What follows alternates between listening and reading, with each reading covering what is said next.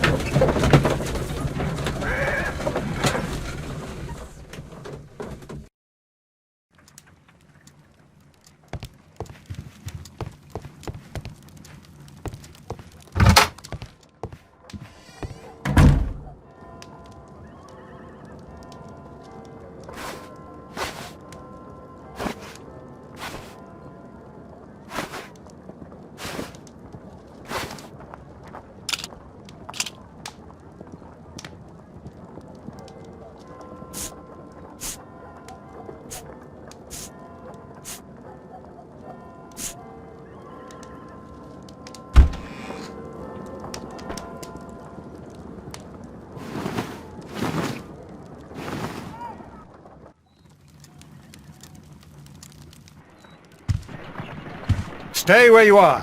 What are you doing here, and where is Sherlock Holmes? Calm down, Watson. Take deep breaths now. It's me. Oh, thank God, Holmes. I can't get used to your disguises. Thank you, Watson. That means I am ready to go.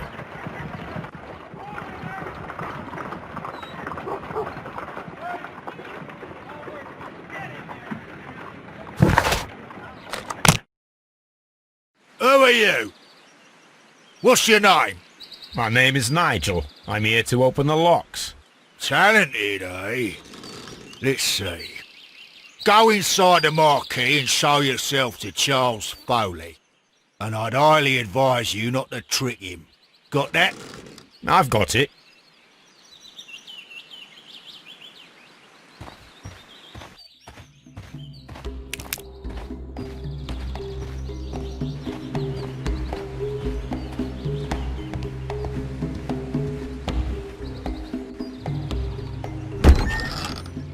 So, everything is here, just as you asked. And what about the money? Some of the barrels are wet. Transportation issues, it couldn't be helped. Whatever. We'll be here after midnight to pick up the supplies. I want to be paid first. No. You'll be paid after we make the transfer, as I said. Right? I hope that no one saw you. The police are on the lookout. Of course not. I'm a professional. Glad to hear it. Be ready for tonight, then.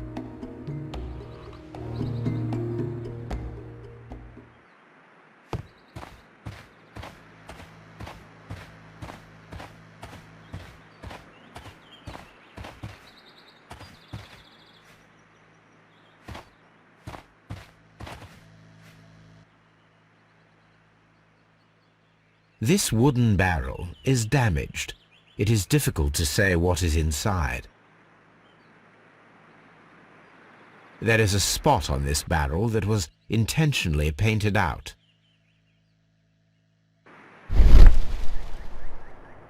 The crest of the Honourable Artillery Company. Could it be gunpowder? I need to be sure. There is a spot on this barrel that was intentionally painted out.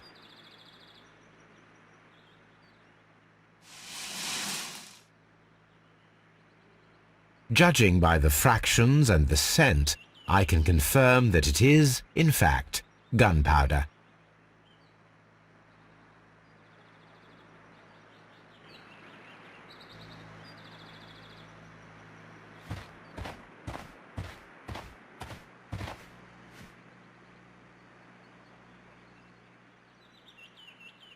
From lambs into lions. Those are words of encouragement and defiance. That's a picture of a contemporary gentleman wearing a Robin Hood hat. Interesting. This poster was clearly made to fire up rebellion amongst the people. There are enough posters to paste across half of London's walls.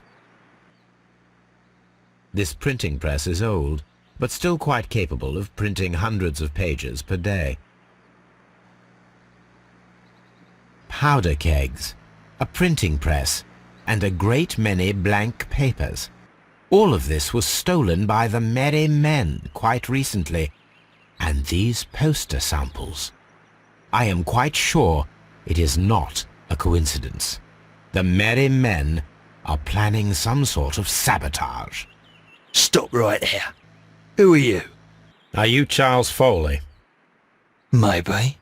They say that I can open any door. Do they now? We'll see that lock near the chains on the table over there. Open that.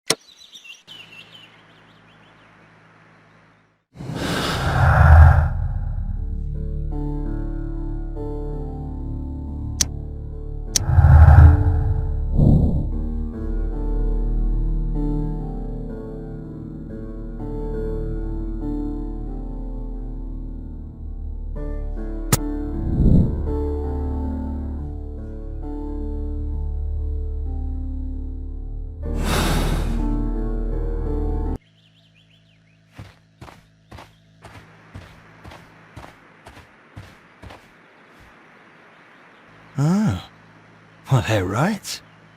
What's your name? Nigel Shirley, from York. Ah, Nigel from York. Never heard anything about you. How'd you hear about me?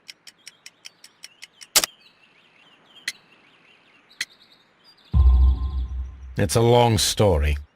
I met your brother, Vincent the Butcher Foley, in prison. He told me all about his betrayal and all about you. Before I was released, he told me that you might find a job for me one day and pay me some money for me craft. Well, he died 7 days ago in prison. I'm sorry to hear that. That's all right. The traitor has paid the blood price for it. And you'll do the job anyway, because I need a talented lockpicker. I know just where to search for his legacy. It's all about the Hellenistic treasures, isn't it? Osh, you fool. Now, listen up. You'll come with us tonight, and you better mind yourself. Us? Wait, who's coming then? Billy, Jack and me. And what will I get for that? We'll share the loot. The one you seem to know about. Right. Wait for us at the abandoned manor house on the corner of Ladbroke Grove and Kensington Park Road at midnight. Deal.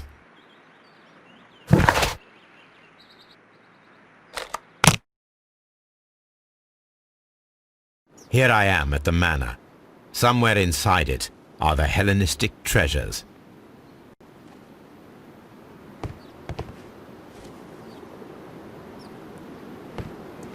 This lock is quite old. It shouldn't be much of a challenge. I need to find where the safe is hidden and lockpick it.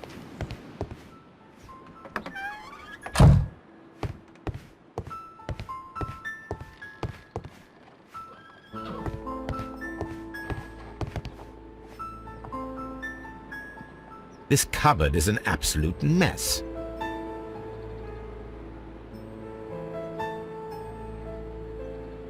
Several books have fallen from the shelves.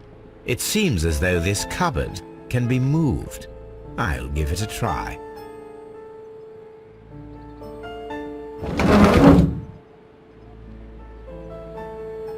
So, that's the lock I must open tonight. Let me see.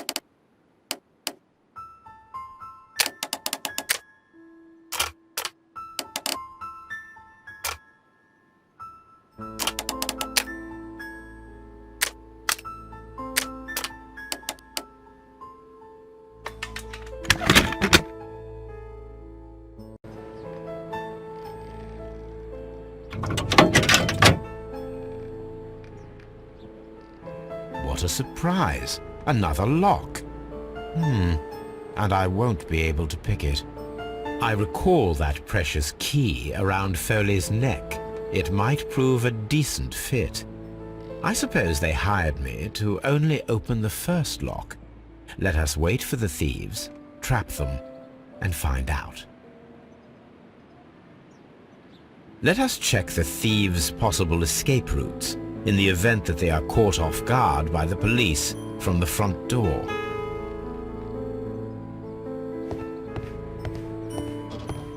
This door is a perfect means of escape in an emergency.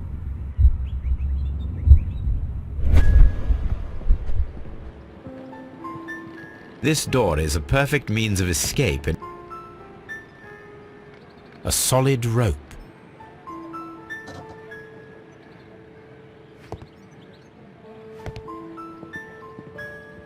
This should be useful.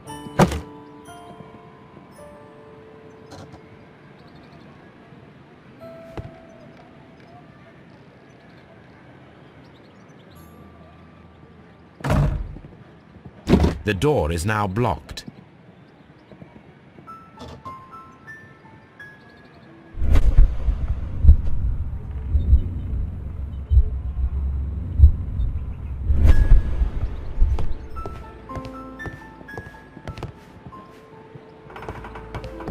The ground floor window is a perfect way to escape the police.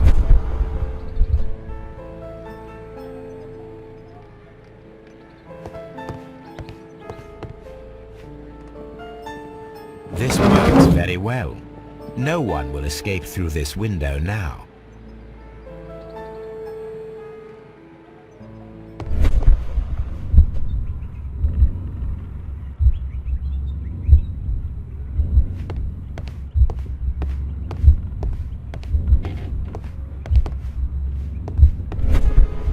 This door is a perfect means of escape in an emergency.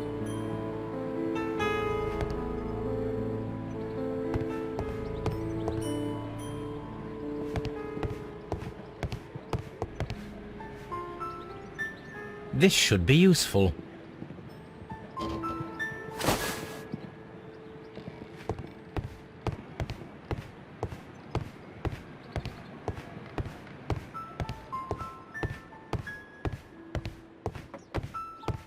The thieves won't attempt to escape through the front door if the police are right behind it.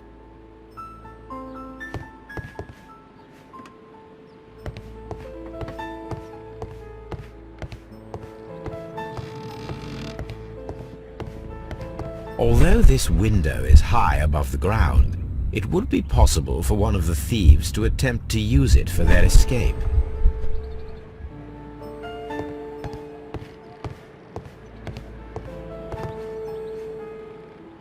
This should be useful.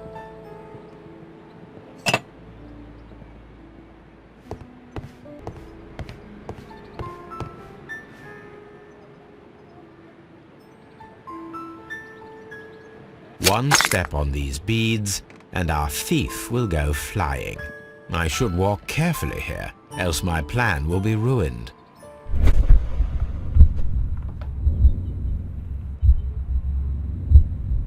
Any thief who finds his way upstairs will roll down very quickly.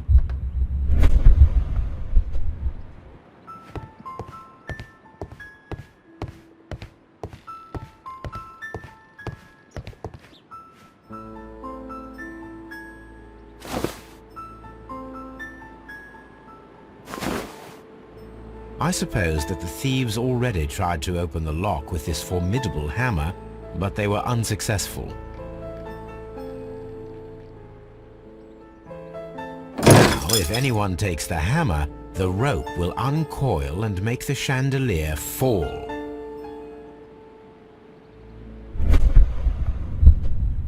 If he runs through the dining room and takes a sledgehammer to force open the door, the chandelier will knock him down.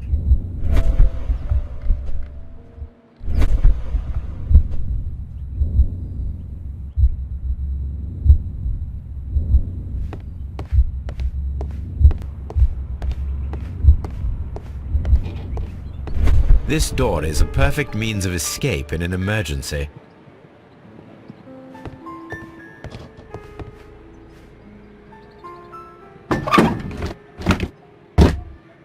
There is no ladder. If anyone falls here, he will need assistance to get out.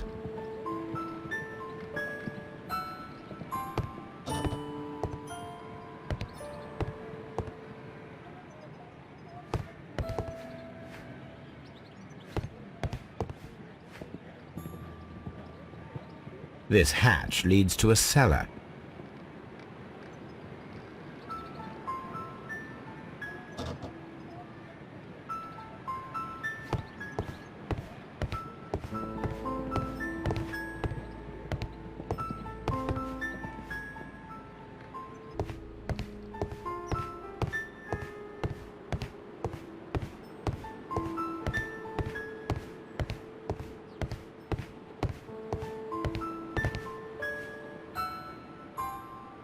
This should be useful.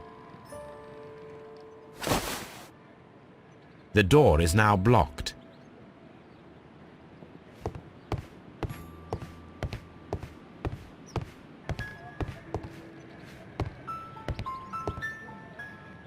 Now, it's not an open hatch, just a nice carpet on the floor. I should walk carefully here, else my plan will be ruined.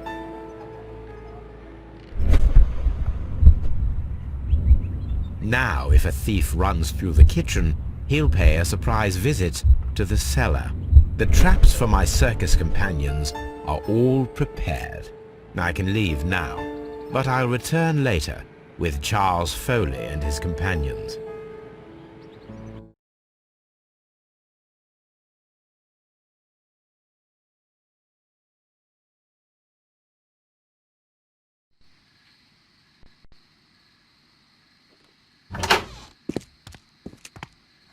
Police! Police!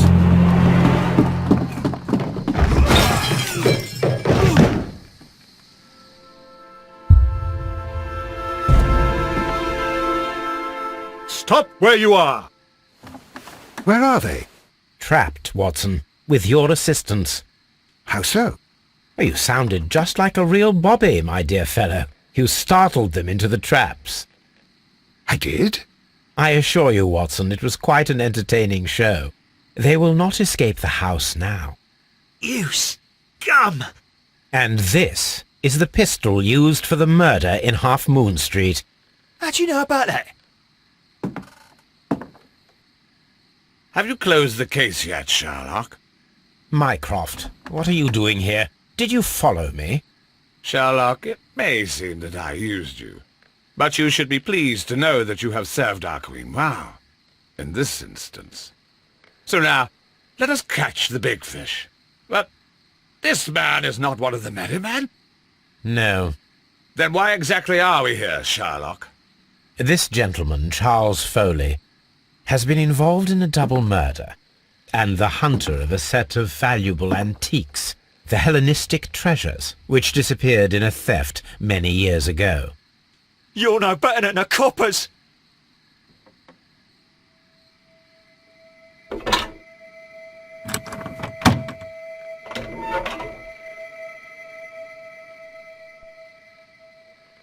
Holmes, that is incredible. The Hellenistic treasures. Indeed. Nothing but trifles. Where are the merry men? I don't know why you are asking me, Mycroft. They are yours to find. I'll see you soon, dear brother.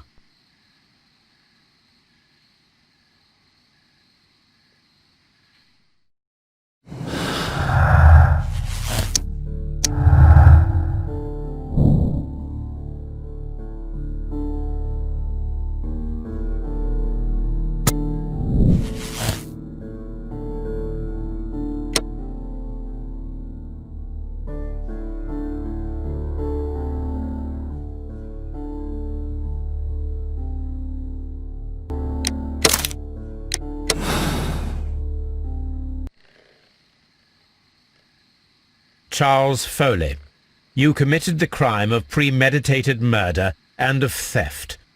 You will be severely punished for your deeds. You are pitiful, you Scotland Yard dog. Save your words for the gallows. I'm sure the journalists will love them. I shall leave now, Watson. Gentlemen, please take our friends here into custody. Where are you going? I have unfinished business. I'll see you at Baker Street.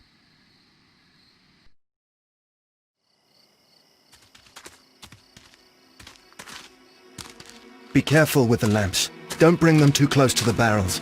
Good evening, gentlemen. Who's there? That is of no importance. What matters is who you are and the plans that you have here. So you can stop us from carrying them out? Eventually, yes. Hey, careful. You'll blow us all up. I'm listening. We are a group known as the Merry Men. But I suppose you knew that already. We are the men who've already lost everything of value in their lives. We are ruined shopkeepers. We are workers who were fired from their jobs, honest people who were robbed. We were forced out from our homes and thrown onto the street, and all of this in the name of the so-called law. The laws that were set out by our government. The laws that make the commoners only more vulnerable and the wealthy more protected. We are not only from the British Empire. Some of us are from the New Lands, America, Australia, and we are many. But men we are still, and we are merry for that we stopped being afraid. For those powers that be had done their best to plant the fear inside our souls, and we accepted it so easily. The fear advised us to keep our heads bowed. It prevented us from fighting.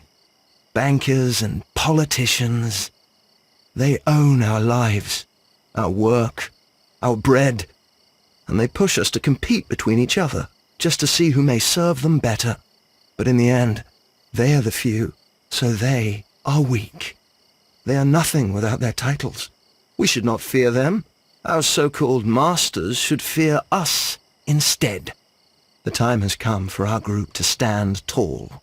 Our great and many merry men. We are going to blow up the London Stock Exchange. No life shall be lost. But ownerships, debts, and property titles? They shall all be destroyed. They're only papers, after all. So many people will be freed over this night. That is a radical step to take. What result do you truly expect? Chaos. But soon people will understand that they are free, and that they don't belong to anyone. They will be able to work for themselves, together, without letting the rulers dictate what to do, and finally justice will arise. What you are intending to do is a crime. It is not justice. How do you see justice, then? Kids go to prison for a loaf of dry bread. And how many lords do you see punished for stealing from their people? Sending them to their deaths in mines or overseas to fight for land? Our masters wouldn't hear us. So now it's time to sing the song of the merry men. Will you let us do our duty?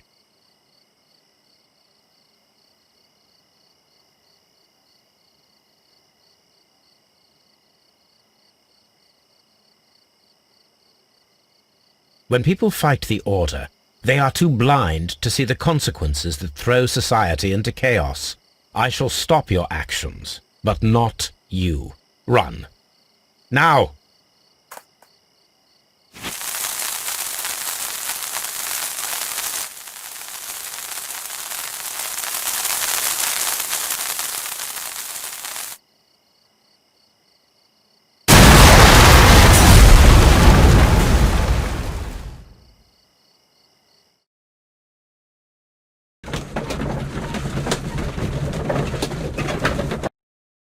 So, you're interested in Russian literature now? Quite lately. It is an interesting book. I remember a few lines. Really? I tried reading it myself, but I had a hard time understanding it. Yes, Doctor. It's about intelligence. Sherlock, I vaguely recall one of the lines. Sometimes it takes something more than intelligence to act intelligently. There were also a few words along the lines of, pain and suffering are always inevitable for a large intelligence and a deep heart. Tell me, Doctor, does my brother show any signs of pain or suffering? Not that I know of.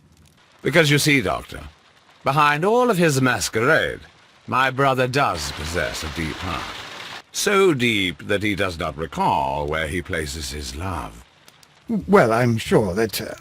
His love and his duty that, in the first place, should be directed towards the Empire. For without it, we would be nothing. A country filled with uncivilized men. And the Empire needs order and discipline. It has no room for chaos. People who commit crimes, or at the very least intend them, deserve punishment, Sherlock.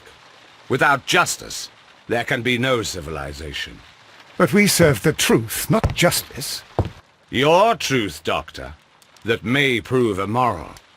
Allowing people to terrorize London, destabilizing the whole empire. Terrorize only the powers whom you serve, Mycroft. Not I, not Watson, not Mrs. Hudson, not Wiggins. Sherlock, the merry men are to be stopped. Not by me. You created the merry men. Stop them yourself. Only make sure that you don't create 10 more merry men by arresting the one. Good night, Dr. Watson. Anything in the post, Watson? Any clients worthy of our attention? Only a second reminder from Mrs. Hudson about our new neighbour. She urges you to remove your... Oh, I don't care about that. Holmes, the lady who will be moving in shortly has requested the use of our spare room to place all of her boxes. Wait. What? A lady?